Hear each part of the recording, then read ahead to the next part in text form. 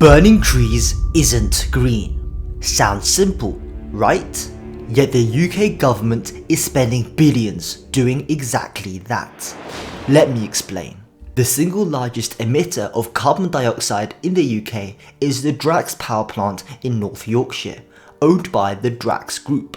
It's responsible for 11.5 million tonnes of CO2 per year. You might think it burns coal, oil or gas, but it doesn't. It burns trees. 27 million of them. Every single year. That's because the Drax Power Plant relies on biomass to produce electricity. On the surface, this seems sustainable. The wood they use is sourced from unusable offcuts like twigs or sawdust, discarded by the logging industry. By eliminating waste and replanting trees, Drax told us that their energy was green, eco-friendly and carbon neutral. And it makes sense. But there's more to the story. In 2022, a BBC Panorama investigation revealed that Drax was cutting down Canadian forests by buying logging licenses and transporting trees to Britain to use as wood pellets. Entire trees, not discarded offcuts, were being used to power UK homes.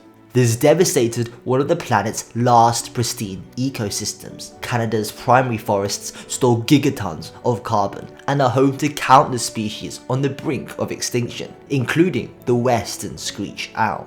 Those at Drax would argue that, even though they lied, biomass in general is still carbon neutral because trees can be replanted. However, this is not true. It takes around 80 years for a newly planted tree to absorb the same amount of CO2 that was released when the original tree was burned.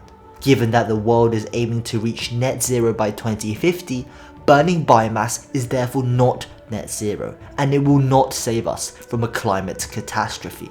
In fact, studies suggest that biomass releases 150% more carbon per unit of energy than coal, and 400% more than natural gas. What makes it worse is that energy companies like Drax are being paid to destroy ecosystems.